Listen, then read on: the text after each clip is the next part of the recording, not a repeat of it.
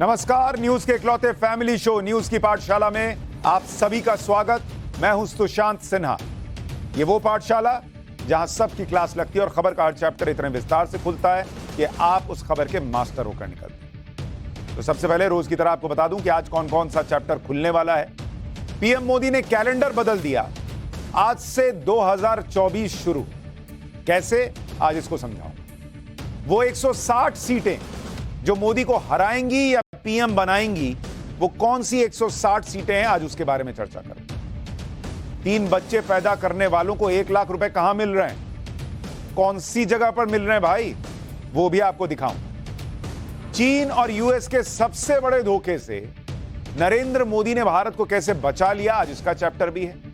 और पीएम मोदी का वो प्लान जो चीन को मोबाइल से निपटा देगा, उसके बारे में भी चर्चा हो। बड़ा इंटरेस्टिंग है, देखिएगा। आखिर में वो शहर जहां ठंड से 10 मिनट में जान चली जाती है, वो शहर आपको दिखाऊंगा, वहां के हालात आपको दिखाऊंगा। 10 मिनट में खत्म हो जाएंगे आप। और आसमान से गिरने वाली बिजली को कंट्रोल करने वाली मशीन आ गई है। कैसे ये आसमान से जो बिजली गिरती है उसको कंट्रोल कर लेगी और उसकी दिशा बदल देगी, आज वो भी दिखाऊंगा। लेकिन शुरू करते हैं पाठशाला, और सबसे पहले दिन भर का रिवीजन, फिर पहला चैप्टर।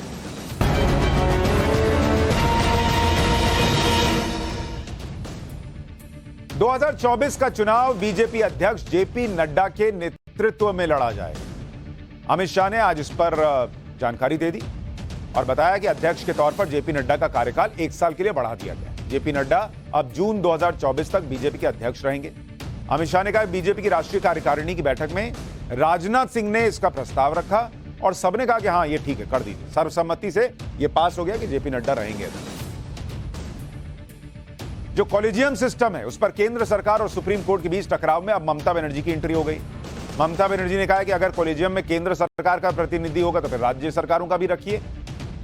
हालांकि शायद उनको किसी ने बताया नहीं कि जो चिट्ठी किरण रिजिजू ने लिखी थी उसमें कहा था कि हाईकोर्ट वाले कॉलेजियम में जो है वो राज्यों के लोग होने चाहिए। खैर, उन्होंने एंट्री कर ली। पश्चिम बंगाल की मुख्यमंत्री ममता बनर्जी ने कहा कि न्यायपालिका को स्वतंत्र रहना चाहिए। ममता बनर्जी ने कहा कि न्यायपालिका के काम में केंद्र सरकार का दखल नहीं होना चाहिए। राहुल गांधी ने बीजेपी नेता वरुण गांधी को लेकर बयान दिया।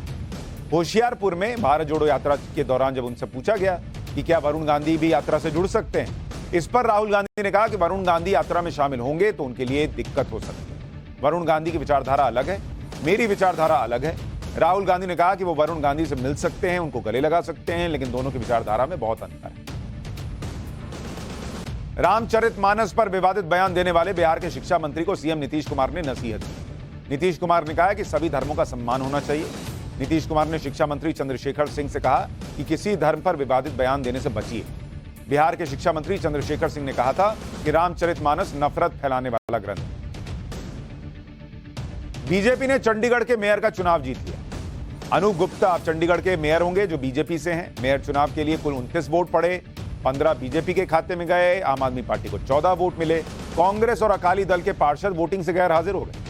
डिप्टी मेयर चुनाव में भी बीजेपी को जीत मिली थी। बीजेपी के हरजीत सिंह ने आम आदमी पार्टी की सुमन सिंह को 1 वोट से हरा दिया। गाजियाबाद के लाल कुआं इलाके में चलती हुई मर्सिडीज कार में अचानक आग लगी। कार लाल कुआं फ्लाईओवर से गुजर रही थी, अचानक उसमें आग लगी। कार में सवार लोगों ने कार से कूदकर अपनी जान बचाई। कुछ देर के लिए फ्लाईओवर पर ट्रैफिक को रोकना पड़ा। उसके बाद फायर ब्रिगेड की गाड़ियों ने आग को काबू में कर लिया।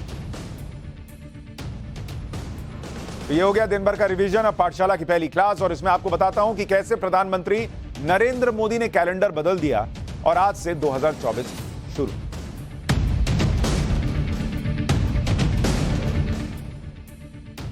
आप भी सोच रहे होंगे कि अभी तो 2023 शुरू ही हुआ था भाई। मैंने 2023 का रेजोल्यूशन लिया ही था भाई कि मैं 6 पैक लूंगा, मैं यहां घूमने जाऊंगा और इतने पैसे कमाऊंगा, ये नौकरी बदलूंगा, शादी करूंगा, बच्चे पैदा करूंगा, वगैरह वगैरह वगैरह। तो 2023 अभी शुरू ही हुआ था, 2024 कैसे आ गया? अभी तो नया कैलेंडर आया है। फिर कैसे पीएम मोदी ने कैलेंडर बदल दिया और कैसे 2024 शुरू हो गया?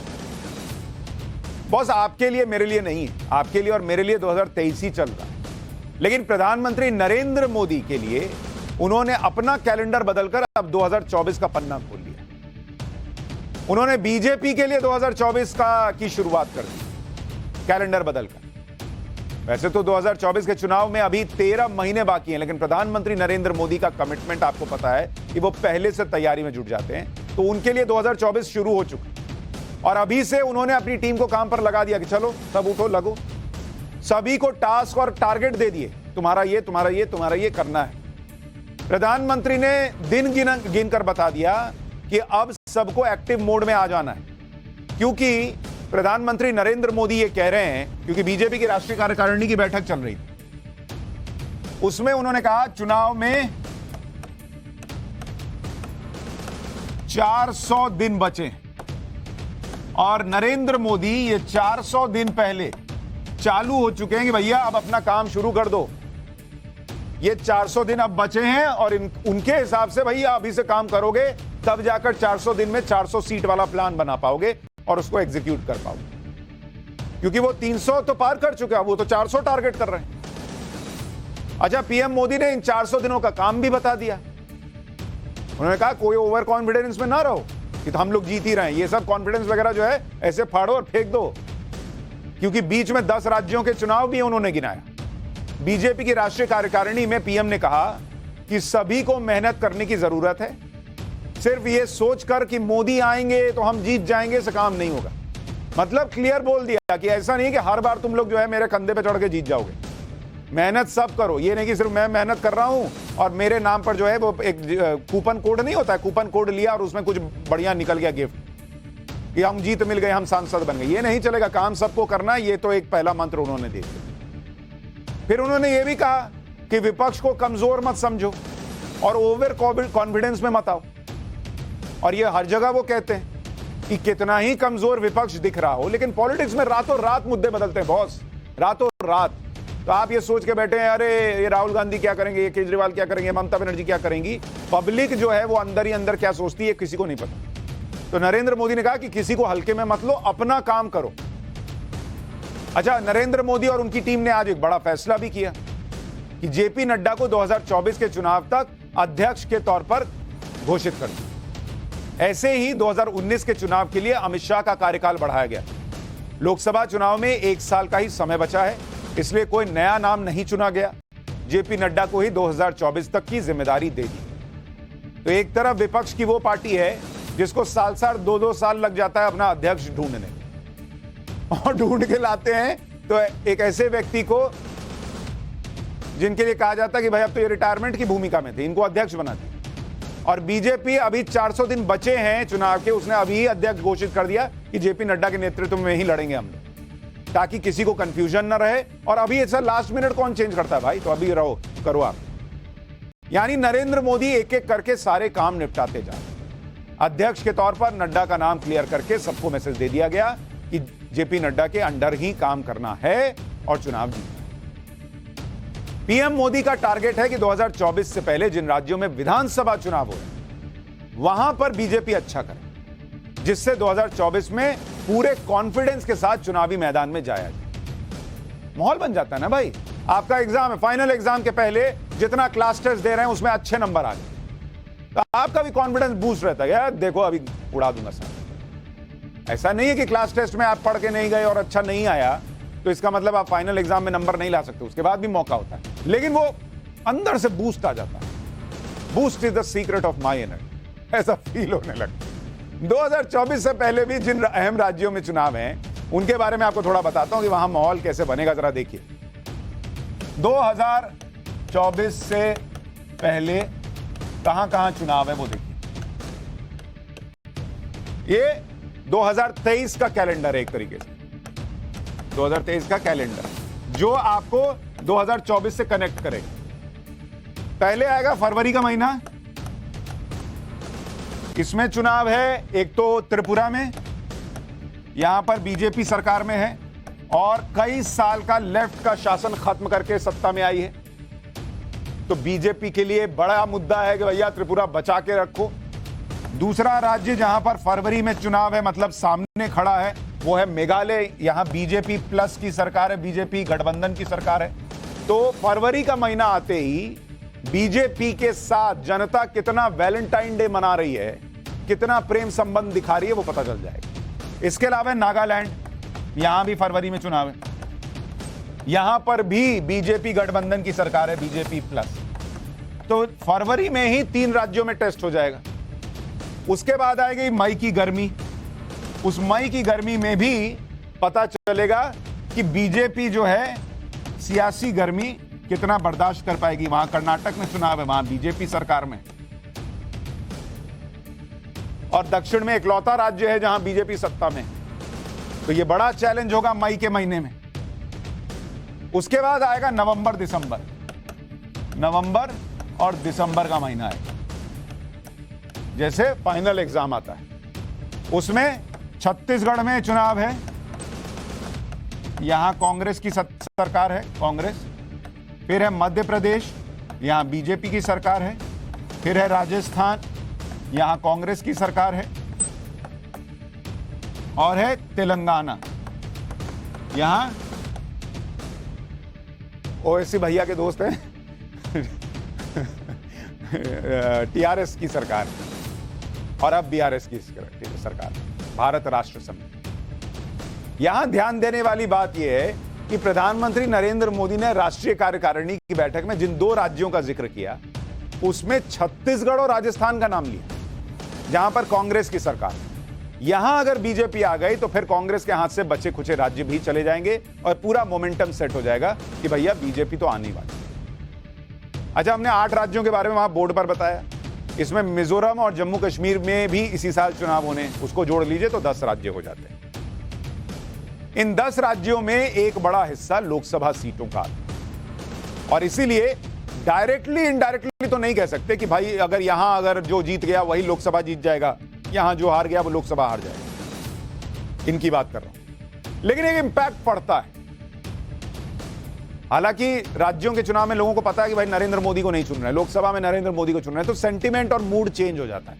लेकिन अगर इन विधानसभा चुनावों के नतीजे लोकसभा चुनाव पर 10% भी असर डालते हैं तो कुछ तो इंपैक्ट पड़ेगा। तो जिन 10 राज्यों की बात कर रहा हूं, इसमें अगर आप देखेंगे तो इन 10 राज्यों में लोकसभा की 121 सीट आती है। जिन 10 राज्यों में 2023 में चुनाव होने, और इन 121 सीट में से 94 सीट किसके पास है? आज की तारीख में पिछले लोकसभा चुनाव में बीजेपी ने जीती थी। 94 सीट इन 121 में। तो नरेंद्र मोदी का फोकस यह है कि यहां चुनाव तो जीतो ही, राज्य में सरकार तो बनाओ ही, लेकिन मोमेंटम बन गया तो ये 94 सीट, यानी इधर 6 इधर 1, 27 सीट और गेन करने का ऑप्शन हो सकता है। 2024 की तैयारी के लिए पीएम मोदी ने कई टारगेट भी सेट कर दिए हैं और टास्क दे दिया है। जैसे उन्होंने कहा कि जो कमजोर सीट है उन पर पार्टी को मजबूत किया जाए। जैसे उन्होंने क्या कहा, मैं आपको जरा दिखाता हूं। टास्क दिया, और वो टास्क क्या दिया उन्होंने भैया? कहा 160 सीट जहां पर वो कमजोर हैं, उन 160 सीट पर काम करो। इन 160 सीटों में से अकेले 24 सीट कहां से आती है आपको पता है? 24 सीट बंगाल से आती है। तो नरेंद्र मोदी ने कहा कि पहले तो इन 24 सीट पे फोकस करो बॉस। पिछले बार आ गया था, अच्छी बात, लेकिन इस बार बंगाल में सीटें बढ़ानी है उनका लक्ष्य, और इसलिए 19 जनवरी से जेपी नड्डा पश्चिम बंगाल के दौरे पर भेज दिए गए कि जाइए वहां काम कीजिए। उसके बाद है साउथ के 4 राज्य जहां बीजेपी की मौजूदगी को नरेंद्र मोदी ने बढ़ाने का लक्ष्य रखा, जिसमें क्या कौन कौन है? एक तरफ है तमिलनाडु, उसके बाद है केरल, कर्नाटक, आंध्र प्रदेश। 5 राज्य कह लीजिए। कर्नाटक इसलिए छोड़ा कि भाई वहां बीजेपी ऑलरेडी सरकार में, लेकिन यहां भी सीटें बढ़ानी है। और लास्ट है तेलंगाना। ये दक्षिण के राज्य हैं, और इन 5 राज्यों को अगर आप मिला दीजिए तो इन 5 राज्यों में 129 सीट आती है लोकसभा की। 129 सीट बॉस। और इन 129 सीटों में बीजेपी ने कितनी जीती थी? बीजेपी ने पिछली बार इनमें से करीब 100 सीटें गंवाई थी, करीब 29 सीट जीती थी, और उसमें भी 25 सीट अकेले उसको जो है वो कर्नाटक से आई थी। मेरे ख्याल से 25 सीट जीती थी शायद, 25 या 29। 25 सीट जीती थी और वही थी तमिलनाडु, केरल, आंध्र प्रदेश, तेलंगाना, ये सब जगह से सांसद ही नहीं है बीजेपी। तो नरेंद्र मोदी ये टारगेट कर रहे हैं कि भैया ये तो 129 सीट यहां खुला हुआ मामला है, इसमें बढ़ाओ, जिसमें तेलंगाना में बीजेपी पूरी मेहनत कर रही है, तो यहां शायद 4 सीट थी। आंध्र प्रदेश जो है वहां बीजेपी मेहनत कर रही है, कर्नाटक में तो है ही, केरल में पता नहीं कितना करेगी, तमिलनाडु में बीजेपी मेहनत कर रही है। तो वो ट्राई कर रही है कि दक्षिण से अपनी सीटें गेन करो, क्योंकि इधर जितने जीते तो वही जीत जाओगे, ऐसा तो नहीं होगा वहां भी कुछ गवाओगे, वहां सांसदों ने काम नहीं किया होगा, वहां उनको हराया जाएगा, तो कुछ तो होगा। तो जिधर गवाओगे उधर भी मेहनत करो और जिधर नहीं जीते हो वहां से खींच के लाओ। तो ये 160 सीट का टारगेट दे दिया कि भैया इस पर काम शुरू करो। उसके बाद उन्होंने कहा कि 160 सीट पे तो काम करो ही करो, 2024 के चुनाव में राम मंदिर के मुद्दे को प्रमुखता दो। 2024 से पहले राम मंदिर में दर्शन शुरू हो जाएंगे और बीजेपी की बैठक में भी राम मंदिर बनाने के पीएम मोदी का आभार जताया। विपक्ष के एजेंडे को ध्वस्त करने वाले नैरेटिव को आगे बढ़ाने पर भी उन्होंने जोर दिया। जिन मुद्दों पर विपक्ष ने ज्यादा हंगामा किया उन मुद्दों पर सरकार को क्लीन चिट मिली, जैसे पेगासस, राफेल, आर्थिक आरक्षण, नोटबंदी, ये सब जो है कोर्ट से नरेंद्र मोदी सरकार को क्लीन चिट मिली। ये बताना है पब्लिक के बीच जाकर, ये भी उन्होंने टारगेट दे दिया लोगों को, कार्यकर्ताओं कि जाओ बताओ कि ये लोग झूठ बोल रहे थे, मैंने ऐसा नहीं किया, हमारी सरकार ने ये नहीं किया, ये पकड़े गए झूठ बोलते हैं। 2024 में बड़ी जीत के लिए सबका साथ सबका विकास को आगे बढ़ाने का जोर दिया। मुफ्त राशन, सबको घर का वादा, मुफ्त वैक्सीन, डायरेक्ट बेनिफिट ट्रांसफर, इसके जरिए गरीबों के घर सीधे मदद, हर घर जल जैसी योजना का प्रचार कर यह संदेश देना कि मोदी सरकार में कैसे गरीबों की जिंदगी बदली है। अच्छा, उन्होंने ये भी कह दिया कि सारे वर्ग से मिलिए, सारे धर्म के लोगों से जाकर मिलिए, पसमानदा मुसलमानों से मिलिए, अपर कास्ट मुसलमानों से मिलिए, पढ़े लिखे मुसलमानों से मिलिए, ये मान के चलिए कि वोट नहीं देंगे लेकिन फिर भी मिलिए। मतलब देश के हर व्यक्ति तक अपनी बात पहुंचाइए, किसका मन बदल जाए और कितना वोट बढ़ जाए ये किसको पता। 2014 में बीजेपी ने 282 सीटें जीती और जीतने के लिए नहीं लड़ रहे हैं बल्कि सबसे बड़ी जीत के लिए लड़ रहे हैं। याद है ना, नरेंद्र मोदी ने कहा। गुजरात में नतीजा भी वैसा ही रहा, बीजेपी ने रिकॉर्ड 156 सीटें जीतकर सबको हैरान कर दी।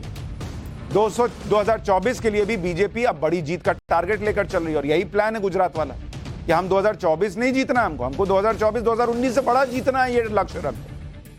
अमित शाह ने आज कहा कि 2024 लोकसभा चुनाव में 2019 से बड़ी जीत मिलेगी। एक बार अमित शाह को सुनिए। मुझे विश्वास है कि मोदी जी के नेतृत्व में, नड्डा जी के संगठनात्मक नेतृत्व में 19 से भी ज्यादा बड़े बहुमत के साथ भारतीय जनता पार्टी चुन कर आएगी और मोदी जी फिर से इस देश के प्रधानमंत्री बनकर इस देश का नेतृत्व करेंगे। इसका हम सबको भरोसा है। 2024 के चुनाव में सबसे बड़ी जीत के लिए बीजेपी का फोकस SC, ST और OBC सीट्स पर, क्योंकि आपको याद होगा मैंने बताया था कि नरेंद्र मोदी सरकार में जितने पिछड़े वर्ग से मंत्री हैं उतना शायद ही पहले कभी रहे। अगर पूरे देश की आदिवासी सीटों की बात करें तो कुल आदिवासी सीट जो इस वक्त लोकसभा के लिहाज से बता रहा हूं वो है 47 देश के अंदर। और 2014 में बीजेपी को कितनी मिली? बीजेपी को 2014 में मिली 27 और 2019 में कितनी मिली? 21 सीटें मिली, 31 माफ कीजिए 31। तो ये था +4 पिछले बार के मुकाबले। लेकिन 31 सीटें जीतने के बावजूद बीजेपी का फोकस क्या है कि भाई यहां तो 47 है ना, तो 16 और गेन किया जा सकता है। तो शेड्यूल्ड ट्राइब सीट पर नजर है। फिर आप SC सीट बात कर लीजिए। देश में शेड्यूल कास्ट की कितनी सीटें हैं? 84। बीजेपी को 2014 में कितनी मिली थी? इनमें से 40 मिली। और 2019 में कितनी मिली थी? 46 सीट मिली थी, यानी +6 था यहां पर। लेकिन बीजेपी ये देख रही है कि भैया यहां पर 4 और 38 सीटों का अभी भी स्कोप है। यानी हम 38 और गेन कर सकते हैं, वहां 16 और गेन कर सकते हैं, 54 सीट अपनी और बढ़ा सकते हैं। 54 ना मिले, उसके आसपास 30-40 भी बढ़ जाए तो वो गेन होगा ना भाई। उसके बाद है ओबीसी सीट। ओबीसी की जो सीटें हैं वो हैं करीब 220 सीटें देश के अंदर। और 2019 में बीजेपी को कितनी सीट मिली थी इन 220 में से? 120 सीट। यानी यहां पर 100 सीट दिख रही है बीजेपी को, यहां 17 सीट दिख रही है, और यहां पर करीब करीब कितना है, 46 4 38 सीट दिख रही है। मतलब करीब करीब 155-60 सीट तो यहीं दिख रही। तो उनका फोकस है कि भाई जब इतना काम किया ओबीसी के लिए, एससी एसटी के लिए, देश में राष्ट्रपति एक आदिवासी महिला बने, पहली बार बने, इसके लिए प्रयास किया, तो वो बात लोगों तक पहुंचाइए, उनका समर्थन हासिल कीजिए। 2024 की तैयारी को मजबूत करने के लिए पीएम मोदी अपनी कैबिनेट में भी फेरबदल कर सकते हैं। ऐसी रिपोर्ट्स मिल रही हैं कि 25 जनवरी से पहले कैबिनेट में फेरबदल हो सकता है, और यह फेरबदल इस साल होने वाले विधानसभा चुनाव को ध्यान में रखते हुए भी किया जाएगा। जिन राज्यों में विधानसभा चुनाव है, उन राज्यों से कुछ सांसदों को कैबिनेट में जगह मिल सकती है। ऐसी भी चर्चा है कि प्रधानमंत्री मोदी कमजोर प्रदर्शन करने वाले मंत्रियों को हटा सकते हैं। कुछ ऐसे सांसद जो बीजेपी के स्टार कैंपेनर हैं, उन्हें कैबिनेट में जगह मिल सकती है। यह भी चर्चा है कि कैबिनेट में गुजरात से 2 नाम शामिल हो सकते हैं। कैबिनेट में महिलाओं की भागीदारी को बढ़ाया जा सकता है। यानी अभी से पूरा प्रयास है कि हर एक चीज जो जहां पर जिस सब्जेक्ट में कम नंबर आए थे उसमें पढ़ाई अभी से शुरू करो, जिसमें अच्छे आए थे उसमें और मेहनत करो। और जबकि वो जानते हैं कि उन्हें चैलेंज करने वाला अभी तो कोई दिख भी नहीं रहा, ना तो देश की राजनीति के लेवल पर और ना ही वर्ल्ड लेवल पर, क्योंकि आप देख रहे हैं कि भारत के आसपास का क्या हाल हो रखा है। पाकिस्तान के बारे में तो हमने कल ही आपको बताया, आज चीन की हालत क्या है वो भी आपको दिखाते हैं। 50 साल में दूसरी बार ऐसा हुआ है कि चीन की जीडीपी सबसे कम रफ्तार से बढ़ी है, और 60 साल में पहली बार ऐसा हुआ है कि आबादी बढ़ाने की कोशिश में जुटा हुआ चीन, और वहां आबादी घट गई। वो कह रहा है आबादी बढ़ाओ, वहां आबादी घट गई। 60 साल में पहली बार ऐसा हुआ है। और तीसरा, उधर यूनाइटेड नेशन में भारत के सामने चीन की नहीं चल रही। पाकिस्तान के आतंकियों को चीन चाहकर भी अब भारत के सामने बचा नहीं पा रहा। तो तीसरे पॉइंट से पहले शुरू करता हूं। आज आपको चीन और अमेरिका का जो सबसे बड़ा धोखा जिससे नरेंद्र मोदी ने बचाया उसके बारे में भी बताऊंगा, लेकिन पहले चीन की हालत देखिए और भारत की स्थिति समझिए। सुप्रीमेसी, भारत की ग्लोबल ताकत देखिए कि चीन अब भारत को रोक नहीं पा रहा। भारत ने आतंकवादी हाफिज सईद के रिश्तेदार अब्दुल रहमान मक्की को यूएन ग्लोबल आतंकवादी घोषित करवा दिया। पाकिस्तान के आतंकवादी मक्की को यूएन में 7 महीने से कौन बचा रहा था? यही चीन बचा रहा था। 7 महीने से उसे ग्लोबल आतंकवादी घोषित नहीं होने दे रहा। यूएन सिक्योरिटी काउंसिल में मक्की को ग्लोबल आतंकवादी घोषित करने के प्रस्ताव के पक्ष में 15 में से 14 देश थे। सिर्फ चीन इसका विरोध कर रहा था।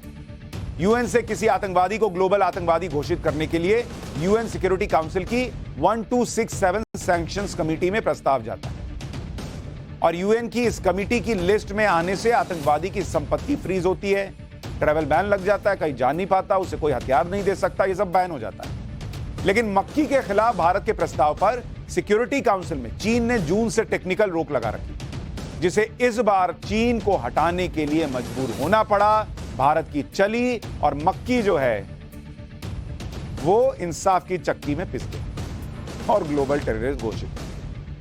अभी पाकिस्तान के उन आतंकवादियों की लंबी लिस्ट है जिन्हें यूएन में चीन ने अपनी वीटो पावर के दम पर बचा रखा, और इन सभी का नंबर भी जल्द आने वाला है, क्योंकि चीन अभी ने ज्यादा दिन नहीं बचा पाएगा। जिस तरह भारत की पावर बढ़ रही है और जिस तरह से पाकिस्तान बर्बाद हो रहा है, क्योंकि चीन को उसमें फायदा भी तो नहीं दिख रहा ना। चीन के सामने भी मजबूरी है कि वो पाकिस्तान के आतंकवादियों को बचाए या फिर अपनी बर्बाद होती अर्थव्यवस्था को बचाए, क्योंकि चीन की अर्थव्यवस्था का हाल यह है कि चीन के नेशनल ब्यूरो ऑफ स्टैटिस्टिक्स ने आज जब जीडीपी के आंकड़े जारी किए तो पता चला कि चीन की जीडीपी ग्रोथ 2022 में सिर्फ 3% पे सिमट गई। ये खुद चीन कह रहा है, अंदर हो सकता है और गिरा हुआ मामला हो, लेकिन वो कह रहा है कि भैया यहां तो 3% की ग्रोथ रही 2022 में, जबकि इसने खुद बढ़ा चढ़ाकर कह दिया था कि नहीं हम 5.5% पे चलेंगे, टारगेट रख दिया था। इससे कम जीडीपी ग्रोथ चीन में पिछले 48 साल में नहीं रही। इससे पहले 1974 में चीन की जीडीपी ग्रोथ 2.3% थी और इस बार 3% था। चीन अर्थव्यवस्था के मामले में 50 साल पीछे चला गया और आबादी बढ़ने के मामले में 60 साल पीछे चला गया। चीन की एक बड़ी परेशानी यह भी है कि वहां आबादी बढ़ नहीं रही बल्कि घट रही है। अब आप कहेंगे ये तो अच्छी बात है, ये तो दुनिया में सबसे बड़ी आबादी वाला देश है। नहीं बॉस, अच्छी बात नहीं है। उसके लिए कैसे, अभी समझाता हूं आपको। 60 साल में पहली बार ऐसा हुआ है कि चीन की आबादी घट गई और वहां के नेशनल ब्यूरो ऑफ स्टैटिस्टिक्स के मुताबिक 2022 में चीन की आबादी 141 करोड़ 17 लाख है, जो 2021 के मुकाबले करीब 8.5 लाख कम है। आखिरी बार चीन की आबादी 1960 में कम हुई थी, जब माओ का राज था और ग्रेट लीप फॉरवर्ड के नाम वाली उसकी विनाशकारी कृषि नीति से चीन में भूखमरी और अकाल पड़ गया था और लाखों लोगों की जान गई थी, जो पूरा चैप्टर मैंने आपको पाठशाला में बताया था ना। गोरैया मरवा दिया था इस माओ ने, वगैरह वगैरह। तब आबादी घटी थी क्योंकि लोग भूखमरी से मर गए। अब यह कह रहा बढ़ाओ बढ़ाओ, लेकिन आबादी घट रही। और चीन कितना डेस्परेट है कि उसकी आबादी घटे नहीं बल्कि बढ़े। आप सुनिए उसके फैसले, उसके भयंकर नतीजे दिख रहे हैं। देखिए, घटा कैसे पहले ये समझिए, फिर अभी बढ़ाने के लिए क्या कर रहा वो बताऊं। आबादी बहुत ज्यादा बढ़ने के डर से 1980 के दशक में चीन ने सख्त तरीके से वन चाइल्ड पॉलिसी लागू की कि कोई एक बच्चा से ज्यादा पैदा नहीं करेगा, और इसमें एक से ज्यादा बच्चे पैदा करने पर जुर्माना लगा दिया जाता। जुर्माना न देने पर संपत्ति जब्त कर ली जाती, कई बार नौकरी और दूसरी सरकारी सुविधाएं छीन ली जाती, एक से ज्यादा बच्चे होने पर सामाजिक बहिष्कार किया जाता। इतना ही नहीं, कई डॉक्यूमेंट्रीज आपको मिल जाएंगी जिसमें कहा जाता है कि अगर किसी के घर में पता चल जाए कि दूसरा बच्चा होने वाला है, उनका जबरदस्ती अबॉर्शन करा दिया जाता था। बच्चों को लोग पैदा होने के बाद मार देते थे। इतना खौफ था चीन के अंदर दूसरा बच्चा पैदा करने के बाद। लेकिन 40 साल बाद इस नीति के भयंकर नतीजे दिखने लगे। जब एक पीढ़ी बड़ी हुई और युवा के ऊपर माता पिता के साथ साथ दादा दादी नाना नानी सबकी जिम्मेदारी आ गई इकलौते बच्चे पर। आज चीन की स्थिति यह है कि वहां 26 करोड़ से ज्यादा लोग 60 साल से ऊपर की आबादी के। चीन में काम करने वाली आबादी कम होती जा रही है। इसलिए चीन ने 2016 में 40 साल पुरानी वन चाइल्ड पॉलिसी को खत्म कर दिया था और कहा कि नहीं, अब 2 बच्चा पैदा करो, 2 चाइल्ड पॉलिसी लागू कर दी। 2021 में चीन ने 3 बच्चे तक पैदा करने की अनुमति दी। लेकिन अब चीन की मुश्किल यह है कि महंगी शिक्षा है, कॉस्ट ऑफ लिविंग बढ़ा हुआ है, रहने का खर्चा बहुत है, तो लोग एक बच्चे से ज्यादा पैदा ही नहीं करना चाह रहे। अब वो कह रहा है 3 करो, वो कह रहे हैं ना हम 1 करेंगे। पालेंगे कैसे? तुम पालोगे क्या? इसलिए चीन में ज्यादा बच्चे पैदा करने के लिए पैसों का ऑफर दिया जा रहा है। जैसे चीन में एक जगह है शेंजन, वहां पहला बच्चा पैदा होने पर 36,000 रुपया सरकार देती है। फिर अगर आपने दूसरा किया और तीसरा कर लिया तो सरकार एकदम खुशी के मारे कूदने लगती है, 1,20,000 रुपया देती है कि वाह तुमने 3 बच्चा पैदा कर। एक जगह है जिनान शहर, वहां दूसरा बच्चा पैदा होने पर 7,000 रुपया महीना मिलने लगता है। कई जगहों पर तीसरा बच्चा पैदा करने से लेकर बच्चे के 3 साल पूरे होने तक हर साल 72,000 रुपए देने का ऑफर है। पैसा दे देके ये लोग बच्चे पैदा करा रहे हैं, हाथ जोड़ करके पैसा ले लो लेकिन बच्चा पैदा करो। सोचिए चीन की क्या हालत हो।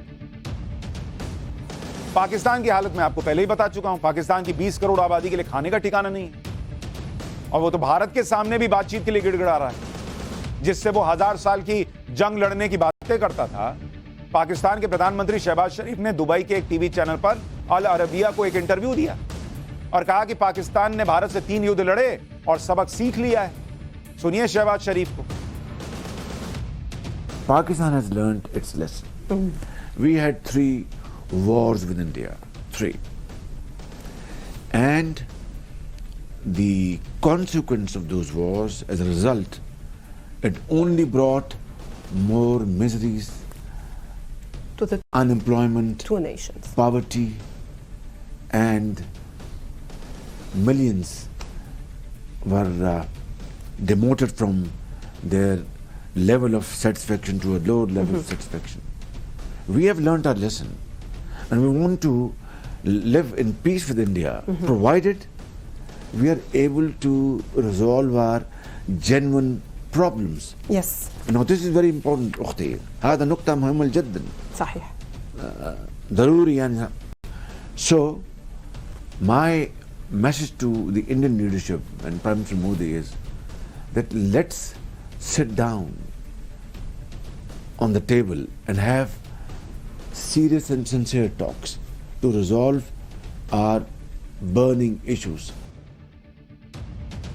पाकिस्तान के प्रधानमंत्री को भी समझ में आ गया कि इंडिया से लड़कर हमारा कोई फायदा नहीं हुआ, युद्ध तो हम हारते ही हारते हैं, बेरोजगारी बढ़ जाती है, गरीबी बढ़ जाती है। और आप कह रहे हैं कि प्राइम मिनिस्टर नरेंद्र मोदी बस बातचीत कर बड़े बड़े मुद्दों।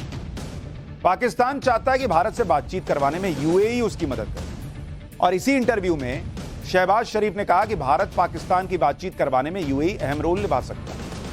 लेकिन पाकिस्तान ऐसी बातें इसलिए कर रहा है क्योंकि इस वक्त वो दाने दाने का मोहताज है। पाकिस्तान का असली चेहरा तो कुछ ही घंटे में सामने आ गया जब वहां के प्रधानमंत्री कार्यालय ने शहबाज शरीफ की बातों पर सफाई दी कि जब तक भारत 5 अगस्त 2019 को लिया गया आर्टिकल 370 पर फैसला वापस नहीं करता तब तक कोई बातचीत नहीं। तो उधर से आर्मी का प्रेशर आ गया होगा, दूसरे प्रेशर आ गए होंगे कि इंडिया ने बातचीत भी नहीं कही, तुम्हारी चीचा लेदर अलग हो गई, तो इन्होंने अब बदल दिया कि नहीं पहले 370 वाला फैसला वापस। इनको लगा था इंडिया से कुछ आ जाएगा तो हम कहेंगे कि देखो हमने बोला, अब उन्होंने भी बोला। लेकिन पाकिस्तान ये बातें कर ही क्यों रहा है? उससे बातचीत करना कौन चाहता भाई? तुम रहो अपनी दुनिया में, हमने तुमसे बोला बातचीत करने आओ। पाकिस्तान चलाने वालों को देखकर तो दुनिया रास्ता बदल लेती है कि कहीं पैसे ना मांगने लग जाए, हमको तुम्हारी क्या जरूरत, जाओ। पाकिस्तान को उसकी हालत पर छोड़ देना चाहिए क्योंकि वो उसी के लायक है। पाकिस्तान जैसे देश तो चीन जैसे देशों के इस्तेमाल करने के लायक ही हैं, जो उसके दोस्त भी बनते हैं और दिवालिया भी बनाते हैं। मैं आपको दिखाना चाहता हूं कि कैसे चीन और अमेरिका जैसे देश पाकिस्तान और यूक्रेन जैसे छोटे देशों का और कम विजन वाले देशों का इस्तेमाल करते हैं और कैसे नरेंद्र मोदी ने इस धोखे से भारत को बचाया, उसका चैप्टर देखिए। पाकिस्तान को दिवालिया बनाने में एक बड़ा कारण चीन का बेल्ट एंड रोड इनिशिएटिव है, जिसको BRI कहते हैं। इससे पहले one belt one road project कहा जाता था इसको। चीन के इसी बेल्ट एंड रोड इनिशिएटिव के तहत पाकिस्तान में चीन चाइना पाकिस्तान इकोनॉमिक कॉरिडोर बना रहा है, जिसके तहत चीन के कर्ज से पाकिस्तान में कई प्रोजेक्ट 2015 से चल रहे हैं। कई एक्सपर्ट्स के मुताबिक BRI की वजह से पाकिस्तान जैसे कम आय वाले देश चीन के कर्ज के जाल में फंस गए। और इस साल मार्च में इजराइल की news website times of Israel में फेबियन बुसार्ट नाम के एक्सपर्ट ने बताया था कि पाकिस्तान चीन के BRI के कर्ज के जाल में फंस चुका है, क्योंकि जर्मनी, फ्रांस और जापान से जो लोन 1.1% की ब्याज दर पर 28 साल में रीपेमेंट करने के पीरियड में मिल रहा था, वही लोन चीन ने 4.2% की ब्याज दर पर 10 साल से भी कम वक्त के रीपेमेंट पीरियड के लिए दिया। फंसा लिया पाकिस्तान। फिर भी ये देश चीन के पास इसलिए कर्ज लेने पहुंच जाते हैं क्योंकि चीन आसानी से कर्ज दे देता है और चीन न सिर्फ कर्ज देता है बल्कि इंफ्रास्ट्रक्चर बनाने में मदद कर देता है। इसी से ये चीन के कर्ज के जाल में आ जाते हैं। IMF की एक स्टडी के मुताबिक पाकिस्तान पर अप्रैल 2021 तक कुल विदेशी कर्ज $90 अरब था और इसमें सिर्फ चीन का ही कर्ज 24-25 अरब डॉलर के आसपास। यानी पाकिस्तान के कुल विदेशी कर्ज में चीन का कर्जा कितना था पता है? 27%। और ये बहुत बड़ा आंकड़ा है। एक्सपर्ट्स के मुताबिक पाकिस्तान में सीपेक से जुड़े 26 प्रोजेक्ट चल रहे हैं और 7 साल बाद भी सीपेक के प्रोजेक्ट से पाकिस्तान के नागरिकों को कोई फायदा नहीं हुआ, ना ही उसके इंफ्रास्ट्रक्चर पर कोई असर पड़ा। हां, चीन के जाल में वो जरूर फंस गए। ये जो बॉर्डर रोड इनिशिएटिव है, ये प्रोजेक्ट चीन ने 2013 में शुरू किया और इसके तहत चीन दूसरे देशों को कर्ज देकर इंफ्रास्ट्रक्चर बनाता है। दूसरे देश जिनकी कम आय है वो आसानी से कर्ज हासिल करने के लिए चीन के इस प्रोजेक्ट में फंस जाते हैं। और आज BRI की हालत यह है कि 2022 के पहले 6 महीने BRI के तहत रूस में चीन का निवेश 0% हो गया और पाकिस्तान में चीन का निवेश 56% कम हो गया। अगर BRI इतना ही सफल होता तो चीन का निवेश क्यों कम होता? सच्चाई यह है कि BRI प्रोजेक्ट के तहत जिन 147 देशों में चीन का निवेश हो रहा है, वहां पर चीन का निवेश 2021 के मुकाबले 2022 में कम हो गया। धीरे धीरे देश चीन की कर्ज देने वाली चाल को भी अब समझ रहे हैं, लेकिन अब पछता क्या होती है? तो धोखेबाज देश है, ये तो करना ही यही था। अच्छा, इसमें एक वक्त इंडिया भी फंस जाता, वो तो नरेंद्र मोदी ने बचा लिया, इसमें नहीं घुसे। दूसरी तरफ चीन हो, अमेरिका हो, दुनिया के बड़े बड़े देश कैसे दूसरे देशों का इस्तेमाल करते हैं, ये पाकिस्तान के मामले में चीन को देखकर समझा जा सकता है और यूक्रेन के मामले में अमेरिका को देखकर समझा जा सकता है। अमेरिका ने यूक्रेन को उकसाकर रूस से युद्ध लड़वा दिया, ये तो आपको पता है। आज भी पंप कर रहा है कि लो लो हमसे हथियार लो, लड़ते रहो। और आज हालत यह है कि 11 महीने से युद्ध चल रहा है, इसके खत्म होने के कोई आसार नहीं दिख रहे। उल्टे अब अमेरिका और यूरोप यूक्रेन को हथियार सप्लाई कर रहे हैं, उसे नए नए टैंक मिसाइल दे रहे हैं जिससे वो रूस का ज्यादा से ज्यादा नुकसान कर सके। लेकिन असल में यूक्रेन खुद ही तबाह हो रहा है। यूक्रेन ये खुद मान चुका है कि युद्ध से अब तक यूक्रेन को $750 बिलियन यानी 62 लाख करोड़ रुपए का नुकसान हो चुका है। और युद्ध की वजह से यूक्रेन की हालत यह है कि वहां जीडीपी 30 से 35% कम हो गई। यूक्रेन के लिए युद्ध का खर्च उठाना भारी पड़ रहा है। वर्ल्ड बैंक ने सितंबर में अनुमान लगाया था कि यूक्रेन को फिर से बनाने में $350 बिलियन लगेंगे, जबकि यूक्रेन की जीडीपी 2021 में $200 बिलियन थी। कहां से बनाएगा खुद? लेकिन अमेरिका का धोखा देखिए, यूक्रेन तबाह हो रहा है, उसे उकसाने वाला अमेरिका दूर से बैठकर उसकी तबाही देख रहा है, पीछे से पंप कर रहा है, जाओ लड़ो लड़ो लड़ो। और खुद क्या कर रहा है आपको पता है? आप सुनेंगे तो आपके होश उड़ जाए कि कैसे ये बड़े बड़े देश दूसरों का इस्तेमाल करते हैं। चाइना कैसे पाकिस्तान का इस्तेमाल किया, आज पाकिस्तान को समझ में आ रहा है ना कि जैसे आम से गुठली चूस के फेंक देते हैं, वैसे हमको चूस के फेंक दिया।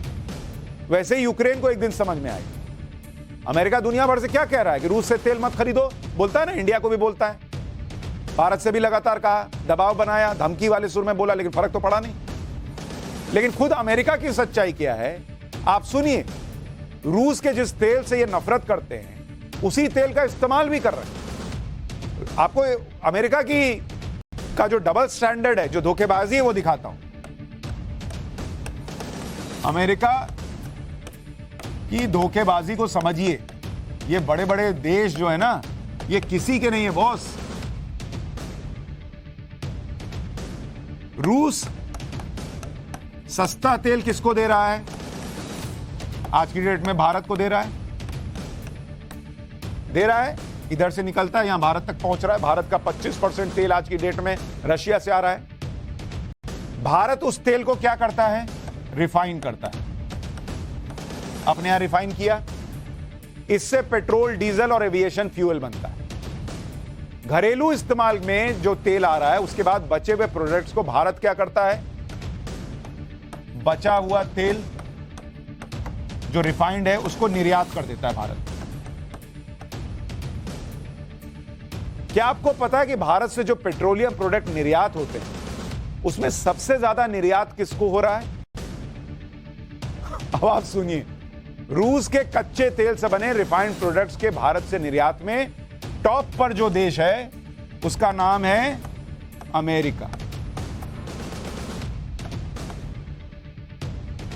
यह है इनकी धोखेबाजी। ये भाई साहब दुनिया को कह रहे हैं तेल मत खरीदो, तेल मत खरीदो, तेल मत खरीदो, और खुद यहां रूस से डायरेक्ट तेल नहीं ले रहे हैं। इसको क्रॉस कर दिया कि नहीं तुमसे तेल नहीं लेंगे, लेकिन यहां से घूम के वही तेल इंडिया से ले लेंगे।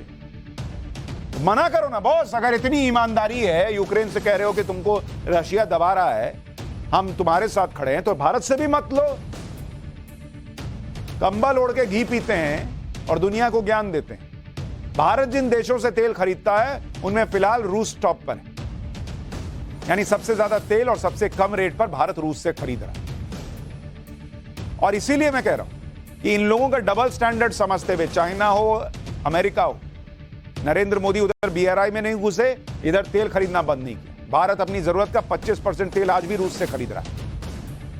दिसंबर 2022 में रोजाना करीब 12 लाख बैरल तेल खरीदा है।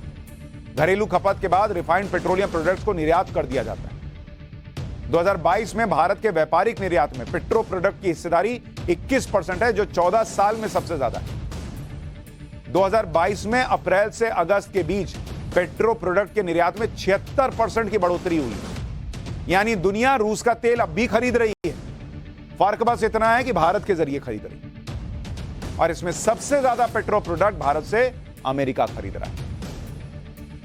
जिस अमेरिका की बात कर रहा हूं, ये भाई ने क्या किया आपको पता है? नवंबर 2022, नवंबर 2022 में ये अमेरिका का बता रहा हूं, भारत से 24,466 करोड़ का पेट्रो प्रोडक्ट खरीदा, 24,466, और ये 2023 के मुकाबले कितना ज्यादा है आपको पता है? 23% ज्यादा है, 23% अप है। ये तो है अमेरिका बॉस, धोखेबाज अमेरिका। उधर से नहीं खरीद रहा है और इधर से जो है, मतलब ये वो हाल हो गया कि घर में माँ बाप ने कहा कि मत खेलने जाओ दोस्त के साथ, तो खेलने नहीं गए, लेकिन किताब के अंदर कॉमिक्स खोल के बैठे हुए हैं और दिखा रहे हैं कि हम पढ़ाई कर रहे हैं। पढ़ाई कर रहे हो तुम? ये है तुम्हारी पढ़ाई? इसको चोरबाजारी कहते हैं।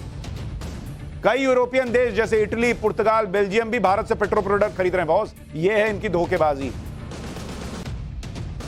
जब अमेरिका भारत से पेट्रोलियम प्रोडक्ट इंपोर्ट कर रहा है, तो ये अमेरिका को भी मालूम ही होगा कि भाई भारत में जो पेट्रोलियम प्रोडक्ट बन रहा है वो रूस के कच्चे तेल से ही बन रहा है, और वही पेट्रोलियम प्रोडक्ट अमेरिका तक पहुंच रहा है, और वही पैसा घूम के फिर रशिया तक भी जा रहा है। तो तुम तो सीधे तौर पर रूस को मदद कर रहे हो, धीरे धीरे घूम फिर के इधर से। तो एक तरफ कह रहे हो रूस को अलग थलग करना चाहते हैं और इनडायरेक्टली रूस को मदद भी कर रहे हो। गुजरात में 2 प्राइवेट ऑयल रिफाइनरी है। ऑयल रिफाइनरी मतलब जहां कच्चे तेल को पेट्रोल डीजल में बदला जाता है। गुजरात में एक ऑयल रिफाइनरी है, नायरा एनर्जी, इसमें रूस की 49% हिस्सेदारी है, और इसी रिफाइनरी के पेट्रोलियम प्रोडक्ट अमेरिका के गैस स्टेशन में बिक रहे हैं। तो क्यों खरीद रहे हो वहां से, जब वहां 49% रूस की हिस्सेदारी है? हाथी के दांत खाने के और दिखाने के और। अमेरिका पर यह बात बिल्कुल फिट बैठती है। एक तरफ वो यूक्रेन के साथ खड़ा दिखना चाहता है ताकि वो रूस को जो है नुकसान पहुंचाए और अमेरिका का फायदा हो, और दूसरी तरफ अपने नफे नुकसान के लिए कंबल ओढ़ के घी पी रहा है, भारत से रूस का ही प्रोडक्ट ले। इसी तरह से भारत के जरिए रूस के कच्चे तेल के रिफाइंड प्रोडक्ट्स यूरोप भी जा रहे हैं। ब्रिटेन में कहा जा रहा है कि रूस के कच्चे तेल के रिफाइंड प्रोडक्ट्स भारत से वहां पहुंच रहे हैं। यानी इन देशों को रूस के तेल से कोई परहेज नहीं, क्योंकि इन्हें किसी भी तरह से अपने यहां पर अपनी जरूरतों को पूरा करने के लिए तेल का पर्याप्त स्टोरेज करना। दूसरों को उपदेश देते हैं, दबाव बनाते हैं, और खुद बैकडोर से वही करते हैं। लेकिन ये आज का भारत ना तो किसी धोखे में आता है, ना किसी दबाव में आता है, और ना खुद को इस्तेमाल होने देता है। ये आगे बढ़ता भारत अपनी ईमानदारी से आगे बढ़ रहा है। आज आपको दिखाता हूं कि कैसे भारत दूसरे देशों का नुकसान करके नहीं, अपने मौके तलाश कर और अपने फायदे करके कैसे दुनिया में स्टेप बाय स्टेप बढ़ रहा है। पाठशाला में अब प्रधानमंत्री नरेंद्र मोदी के उस प्लान के बारे में बताऊंगा जो चीन को मोबाइल से निपटा दे।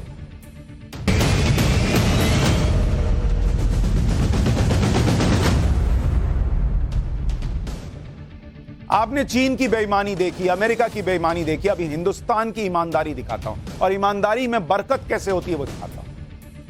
चीन को क्या कहते हैं? दुनिया की फैक्ट्री ना कहते हैं बॉस, कि सुई से लेकर अमेरिका के बॉम्बर विमानों तक के पार्ट्स वहीं बनते हैं।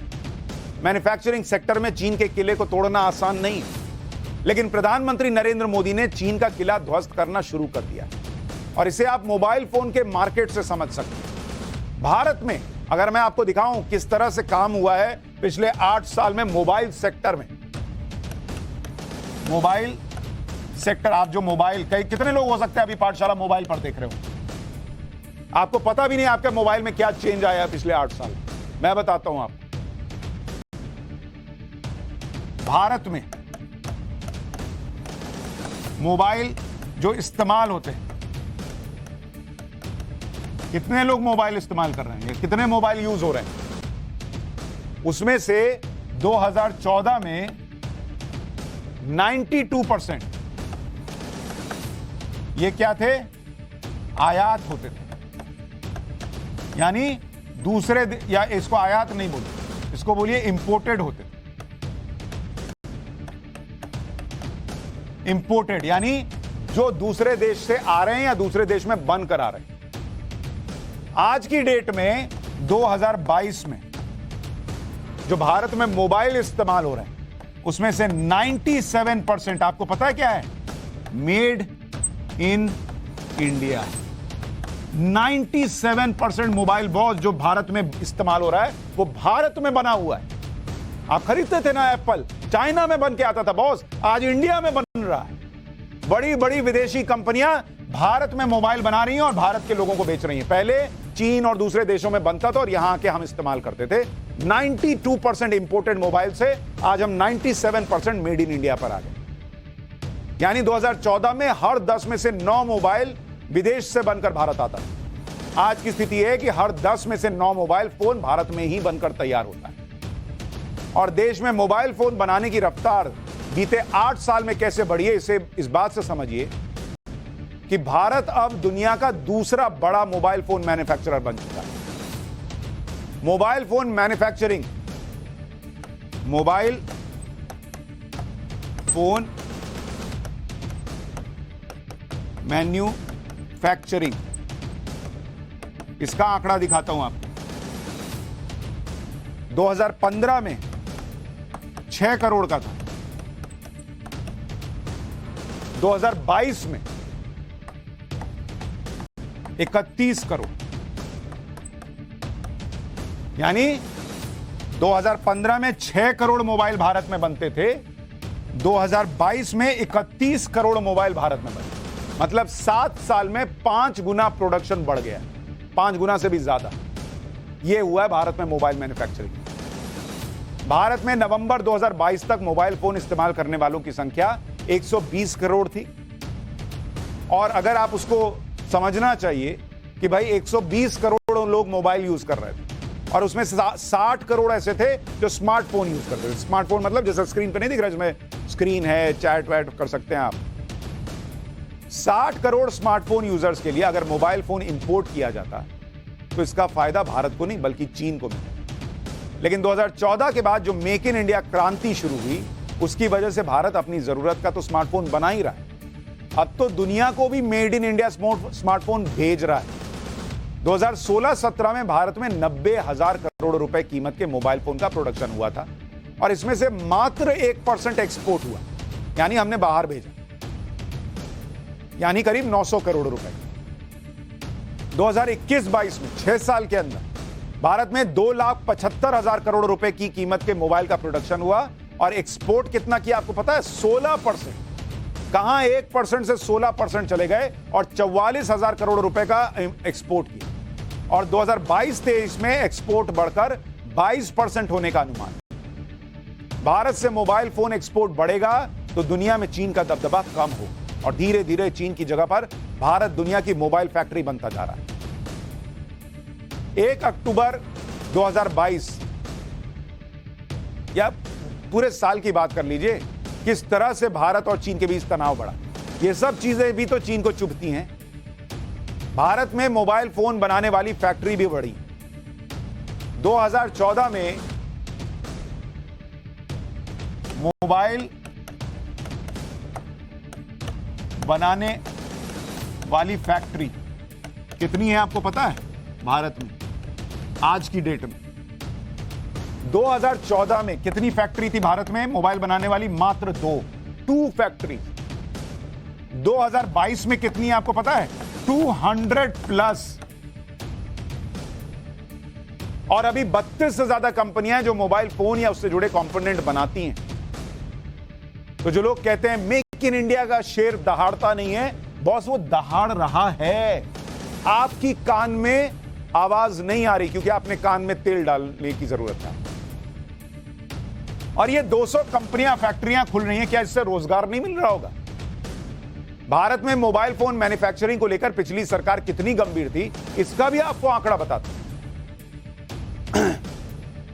इंडियन सेल्यूलर एसोसिएशन के आंकड़े हैं, जरा सुनिए, आपको पता चलेगा कि पिछली सरकार कितनी गंभीर थी। साल 2014 में जब भारत का मोबाइल फोन मार्केट, मतलब जितने लोग मोबाइल खरीद रहे थे, इस्तेमाल कर रहे थे, वो मार्केट मोबाइल का 32% की रफ्तार से बढ़ रहा था। उस साल देश में मोबाइल फोन मैन्युफैक्चरिंग 29% गिर गई। मतलब लोग मोबाइल ज्यादा खरीद रहे हैं, लेकिन भारत में जो मोबाइल बन रहे थे उनकी संख्या गिर गई। मतलब भारत में मोबाइल फोन की डिमांड बढ़ रही थी और प्रोडक्शन बढ़ने की बजाय घट रहा था। साल 2014 से पहले भी भारत से मोबाइल फोन एक्सपोर्ट होते थे, लेकिन उसका आंकड़ा लगातार गिर रहा था। साल 2013 में 11,850 करोड़ रुपए के मोबाइल फोन एक्सपोर्ट हुए, लेकिन 2014 में इसमें 70% की गिरावट हो गई और यह आंकड़ा सिर्फ 2,350 करोड़ पर पहुंचा। 2015 में मोबाइल फोन का एक्सपोर्ट नहीं के बराबर था, मतलब 2015 में भारत ने मोबाइल फोन विदेश भेजा ही नहीं। लेकिन 3 साल के अंदर जब मेक इन इंडिया का प्रभाव दिखने लगा तो एक्सपोर्ट सीधे 11,200 करोड़ पर पहुंचा और 2022 के अप्रैल से नवंबर की छमाही में 6 महीने में 50,000 करोड़ के मोबाइल फोन विदेश भेज दिए गए। सैमसंग और एप्पल जैसी दिग्गज कंपनियां भारत में स्मार्टफोन बनाकर एक्सपोर्ट कर रही हैं। आईफोन बनाने वाली कंपनी एप्पल ने मौजूदा सरकार में भी भारत में प्रोडक्शन की शुरुआत की और न सिर्फ शुरुआत की बल्कि यहां से इंपोर्ट भी करती। फिलहाल आईफोन का सबसे बड़ा प्रोडक्शन प्लांट चीन में, आईफोन की 85% मैन्युफैक्चरिंग चीन में ही होती। लेकिन एप्पल कंपनी अब चीन पर अपनी निर्भरता खत्म करने जा रही है और भारत में प्रोडक्शन बढ़ाने पर विचार कर रही है। और आईफोन के इस लक्ष्य को पूरा करेगा टाटा समूह। टाटा ग्रुप साउथ इंडिया में ताइवान की विस्ट्रॉन ग्रुप का प्लांट खरीदने जा रही है। यह डील पूरी होने के बाद आईफोन की मैन्युफैक्चरिंग भारत में टाटा ग्रुप करेगा। चीन की एक रिपोर्ट बताती है कि साल 2027 तक एप्पल आईफोन का 50% प्रोडक्शन भारत में करेगी, यानी साल 2027 में दुनिया में हर दूसरा आईफोन मेड इन इंडिया हो। गर्व से कहिए। लेकिन जब ये बातें सुनकर गर्व से आपके दिलों में गर्मजोशी से दिल भर जाना चाहिए, कुछ लोगों का दिल ठंडा पड़ जाता है क्योंकि उनको लगता है अरे बोले कुर्सी कैसे मिलेगी। फिर वो मोबाइल निकालते हैं मेड इन इंडिया और उसमें ट्वीट करते हैं मेक इन इंडिया का शेर नहीं दहाड़ रहा, ट्वीट। खैर, उनकी ठंडे पड़े दिलों की बात छोड़िए, हम बात करते हैं ठंड की। दुनिया के सबसे ठंडे शहर का चैप्टर खोलता हूं जहां -60 डिग्री तापमान, 10 मिनट बाहर रहने पर जान चली जाती।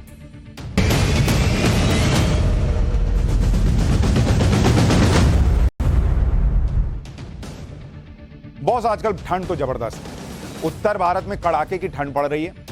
दिल्ली में तापमान 1.4 डिग्री तक आ गया, 1.4 डिग्री, और इतने में ही यहां के लोग परेशान हैं। जबकि दिल्ली जैसे शहरों में महीने या 2 महीने में, बस 2 महीने ही लगभग कायदे से ठंड पड़ती है, खत्म।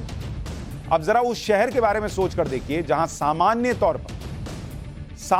तौर पर तापमान -40 डिग्री रहता है और सर्दियों में -70 डिग्री चला जाता है।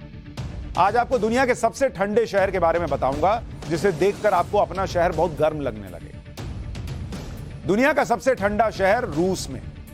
रूस की राजधानी मॉस्को से अकबर 5,000 किलोमीटर आगे चले जाइएगा तो साइबेरिया में यह शहर है जिसका नाम है याकुत्स्क, जिसे वहां की आम बोलचाल में याकुटिया कहते हैं। यहां साल के 12 महीने बर्फ जमी रहती। 12 महीने बॉस, मतलब आपने जनवरी में पर्दा हटाया बर्फ, मई में हटाया, देखा मोबाइल पर अरे इंडिया में गर्मी पड़ रही है, अपना पर्दा हटाया बर्फ, फिर सितंबर में देखा इंडिया में बारिश हो रही है, पर्दा हटाया देखा बर्फ, दिसंबर में देखा इंडिया में बर्फ पड़ रही है, हमारे यहां पर्दा हटाया देखा बर्फ। 12 महीने वहां बर्फ पड़ती है। सर्दियों में तापमान -70 डिग्री चला जाता है, जहां तक नजर जाएगी वहां सिर्फ बर्फ दिखाई देती। इतनी ठंड पड़ती है कि अगर बिना ढंग का प्रॉपर कपड़ा पहने बाहर चले जाइए तो लोग कहते हैं 5 से 10 मिनट में मौत हो सकती। शरीर का खून ही जम जाता है, शरीर के अंग गलने लगते हैं। इस इलाके में दिन में सिर्फ 3 घंटे के लिए सूरज की रोशनी पड़ती है, मात्र 3 घंटे। ये जो याकुटिया शहर है या याकुत्स्क शहर है, इसकी आबादी लगभग 3.5 लाख है। इतनी ठंड के बावजूद 3.5 लाख लोग रहते हैं। इस शहर में स्कूल है, बैंक है, डाकघर और एक एयरपोर्ट भी है। यहाँ के हर गांव में दुकानें और स्पोर्ट्स सेंटर भी हैं। जनवरी के महीने में यहाँ भयंकर ठंड पड़ती है और सर्दियों के बाद जब तापमान -30 डिग्री तक पहुंचता है तो उसे यहाँ गर्म मानते हैं। कहते हैं -70 से -30 हो गया, गर्मी आ गई। याकुत्स्क को मिनरल हब कहा जाता है। यहाँ पर सोना, हीरा और कोयला बहुत ज्यादा पाया जाता है। मिनरल्स माइनिंग की वजह से यहाँ लोग सरवाइव कर रहे हैं। सोने पैसे की गर्मी से ये गर्मी महसूस कर रहे हैं। पहले आपको कुछ तस्वीरें दिखाता हूं कि याकुत्स्क में किस तरह ठंड पड़ती है, किस कदर ठंड पड़ती है। 15 जनवरी को याकुत्स्क का तापमान -60 डिग्री रिकॉर्ड किया और इतने तापमान में कैसे चीजें जमती हैं वो आप देखिए। यहां पर पानी का बुलबुला भी कुछ सेकंड में जम जाता है, उसके ऊपर बर्फ की परत जम जाती है। बुलबुला एक गेंद की तरह सख्त हो जाता है। देख रहे हैं, बुलबुला गिरा, जैसे हमारे यहां बच्चे नहीं फुलाते बुलबुला, वो गिरा और कुछ सेकंड में बर्फ बन गया। सोचिए -60 डिग्री तापमान में यहां लोग रहते कैसे होंगे, कैसे खाते होंगे, क्योंकि खाने का सामान भी जम जाता है।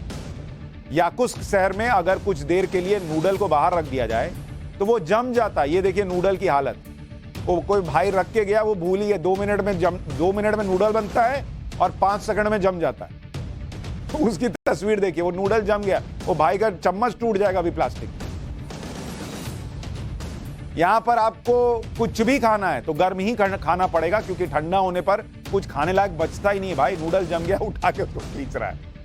एक और तस्वीर देखिए, अंडा तोड़कर कुछ देर के लिए बाहर रखा तो पूरा ही जम गया। ये अंडे की हालत है। नॉनवेज खाना ज्यादा खाया जाता है, क्योंकि यहां जिंदा रहने के लिए जो गर्मी चाहिए वो अंडे, मछली और घोड़े के मीट से मिलती है। लेकिन अंडे में कितनी भी गर्मी हो, वो खुद थोड़ी गर्म रह सकता है, उसको तो पकाना पड़ता है। तो बाहर छोड़े तो अंडा जम गया। अंडा या नॉनवेज बनाना बड़ा मुश्किल है वहां पर, तोड़े और जल्दी नहीं फेंटे और गर्म माहौल में नहीं बनाए तो अंडा जम गया। बिल्ली जब बैठी, इसी ठंड की एक और तस्वीर दिखाता हूं याकुत्स्क। ठंड में अगर शरीर का कोई अंग बाहर किसी पेड़ या पिलर से छू जाए तो वो उससे चिपक जाता है। ये देख रहे हैं, जैसे मीट का ये टुकड़ा एक पिलर से चिपक गया, इसे निकालने की कोशिश की गई तो ये टुकड़ों में निकला। अब सोचिए अगर किसी इंसान के साथ ऐसा हो जाए क्या हो। यहां आने वाले लोगों के लिए नोटिस बोर्ड लगा रहता है कि मेटल की किसी चीज को ना छुएं, नहीं तो वो उससे चिपक सकते हैं। इतनी ठंड है बहुत, वो इतना ठंडा रहता है। तो पहले ही बता देते हैं कि ये नहीं कि अपना किसी से फोन से बात करते करते और पोल पे चिपक गए, सट गए, फिर उसी फोन कॉल पे कहना पड़ेगा बचाने आओ, मैं चिपक गया हूं। इस इलाके में अगर पानी पीना हो तो वो आपको घर के अंदर बर्फ को उबाल कर पीना पड़ेगा, क्योंकि यहाँ पानी नहीं है, हर तरफ बर्फ ही बर्फ है। पानी लेकर अगर कोई बाहर आता है तो वो पानी भी फौरन वेपराइज हो जाता है। देख रहे हैं ऊपर पानी फेंका, वो बर्फ बन छोटे छोटे बर्फ के कणों में बदल जाता है। हम और आप कपड़े धोकर सुखाने के लिए टांगते हैं ना, यहाँ हिसाब उल्टा है। अगर गीला कपड़ा बाहर रख दिया तो वो सूख कर पत्थर की तरह सख्त हो जाता है। ये देखिए, टी शर्ट सुखाने भाई बाहर रखे थे, पैंट रखे थे, वो पैंट ही सख्त हो गया। बर्फ में जमे कपड़े को दीवार पर मारेंगे तो वो भी नहीं टूटता है, एकदम सख्त हो जाता है। जब इतनी ठंड है तो फिर घरों के अंदर लोग कैसे रहते होंगे, घरों को कैसे गर्म रखा जाता है, ये आपको बताता हूं। याकुत्स्क में आमतौर पर घर लकड़ी के बने होते हैं और घर की बाहरी दीवार पर लकड़ी की कई परतें होती हैं। ये लकड़ी साइबेरियन लार्च नाम के पेड़ की होती है और लकड़ी से दीवार बनाने के दौरान बीच बीच में जूट की रस्सी लगाई जाती है। पौधों की पत्तियां लगाई जाती हैं जिससे बाहर की ठंडी हवा अंदर नहीं आ पाती। घरों के अंदर पाइपलाइन से गैस की सप्लाई होती है, जो अभी आपको दिखा है, जो ईंधन का मुख्य जरिया है। सर्दियों के महीनों में यहां औसतन हर महीने लगभग 1200 क्यूबिक मीटर गैस की खपत होती है, जिस पर हर महीने 6 से 7 हजार रुपए का खर्च आता है। घर के हर कमरे में गैस हीटर होता है जिससे गर्मी मिलती रहती है। घर की खिड़कियों में शीशे की 3 लेयर होती है, जिससे बाहर की ठंड अंदर नहीं आ पाती। लोग अपने घरों में फ्रोजन फूड आइटम फ्रिज में नहीं रखते, बल्कि घर के उस कोने में रखते हैं जहां तापमान कम रहता है। यहाँ ऐसे भी कई घर हैं जहां गैस की सप्लाई नहीं होती। ऐसे घरों में परंपरागत तरीके से लकड़ी का उपयोग किया जाता है। दिन भर घर के अंदर लकड़ियां जलती रहती। याकुत्स्क में गाड़ियों का स्टार्ट ना होना भी एक समस्या है। ठंड की वजह से गाड़ियों के पार्ट्स काम नहीं करते। यहाँ पर कारों का फ्यूल जम जाना नॉर्मल बात है। गियर अचानक जाम हो जाता है। इससे निपटने के लिए लोग कार में ही पोर्टेबल हीट गैराज रखते हैं। ये खास तरह का कवर होता है जो 2 लेयर में होता है। कार को इससे ढक देते हैं और फिर इसके अंदर ब्लोअर से गर्म हवा छोड़ते हैं, जिससे कार के पार्ट्स काम करना शुरू करते हैं। जिन लोगों के पास ये कवर नहीं होता वो कार को स्टार्ट ही छोड़ देते हैं, जिससे वो काम करती है। मेरा दिल करता है ये जो पाठशाला में घंटी बजाता है इसको याकुत्स्क में छोड़ूं, इसकी घंटी जम जाए, इसका हाथ जम जाए, घंटी ना बजे, फिर देखो कैसे घंटी बजाता है। खैर उसकी भी मजबूरी है, समय खत्म हो गया, क्या करें। कल मिलेंगे फिर 8:50।